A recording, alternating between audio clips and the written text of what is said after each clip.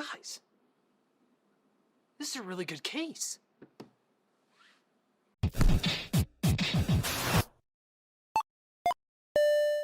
This is the Phanteks Enthoo Evolv. It's actually been out since late 2014, and I actually wrote this review in January, but never got the time to film it.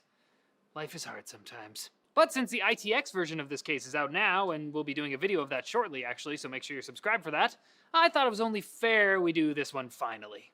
Phanteks has been gaining a lot of popularity in the last few years because of their no-nonsense, heavily adaptable, and well-built designs. And while the cases in the Enthoo series have shared distinctive visual similarities up to this point, the subtly named Evolv represents an evolution of the company's design language. It's got an irregular-looking front panel and an angular, clean design all around. I knew it was good when my wife, who is really into minimalist, clean-looking things, said she liked it. And happy wife, happy life, so...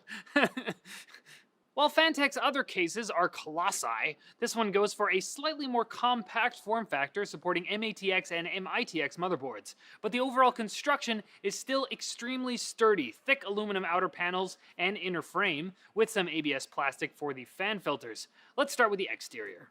Now the front panel is pretty unique looking as PC cases go. This is the power LED strip at the bottom. It's connected with ball and socket joints, so it pops off to reveal a plastic fan filter. That pops off as well to reveal the included 200mm fan and the front LED down here, which can also be replaced with red, green, or blue pretty easily, which comes with the case.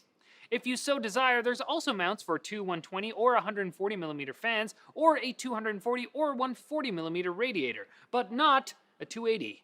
So don't use a 280 in front there. Moving to the top panel, which pops off as well, we have filtered side vents, but no filters on the front or the back, which is curious. We just have these vent things, but I guess since you're most likely using the top as exhaust, it's not that big of a deal. There's mounts up here for dual 120 or 140mm fans, or a 240 or 280mm radiator, which is what I have installed in here. It's also nice to see these long rail-type cutouts for screws, which give you some options in terms of fan placement. Moving to the back, we have typical case fare, a power supply slot, 4 PCIe slots, an included 140mm fan, which you can replace with a 120mm fan or a radiator if you want, and interestingly, a rear-facing optical drive slot. You have to remove the panel and attach the included optical drive mount to the top of the interior, which will understandably forfeit your double radiator spot in there. It's definitely nice to see Phanteks include an option for those people who still want an internal optical drive without taking up dedicated room in the front for those who don't.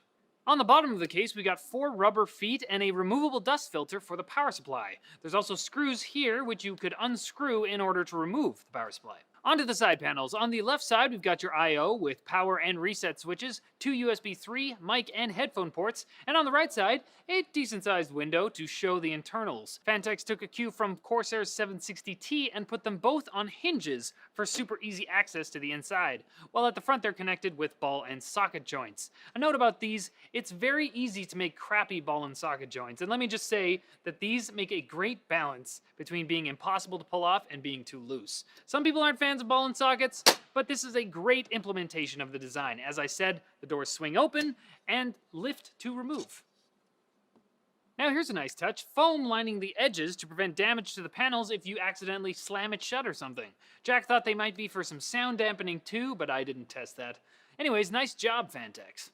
Inside we see standoff positions for micro ATX or mITX motherboards and a large CPU cutout, or you would see that if I didn't put a motherboard there. There are standoffs pre-installed for a micro ATX motherboard, but you can obviously switch it around to mITX if so required. There's clearance for CPU coolers up to 192mm and graphics cards up to 318mm, although I have Asus Strix 960 in there, so I'm not using all of that. Now over here we've got a mounting plate with a whole lot of holes in it. You can mount 2 SSDs here on the inside or one 3.5-inch hard drive using the holes with the rubber grommets. Now there's also mounting points for a liquid cooling reservoir or pump, or you can just take this whole panel off if you don't want any of that.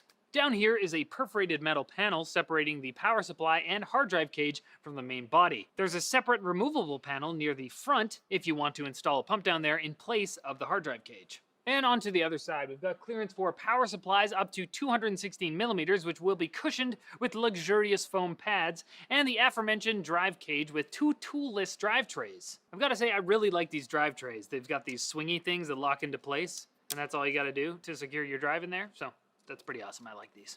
Again, you can remove the cage entirely if you want to install a pump as well. There are also rubber grommets for your cables. Of course, you need grommets. And 2 rubberized mounts for SSDs, but only 1 actual bracket. This is one of my only real gripes about this case. You made the rest of it so awesome, why skimp on an extra SSD tray? There are extra brackets available to purchase if you do want one. Here in the center of the back of the case, we have an integrated fan hub. Now that is nice. So your system fans that normally aren't PWM controlled can all be regulated by the CPU fan connector, meaning your system will be more quiet when idle. One other thing that wasn't my favorite, while Phanteks makes it super easy to secure cables in place with Velcro straps and lots of twisty tie loops, I would have liked more space between the panel and motherboard tray. Phanteks actually lists the case as having 1.1 inches of space, but I measured it as 0.9 inches. Scandal.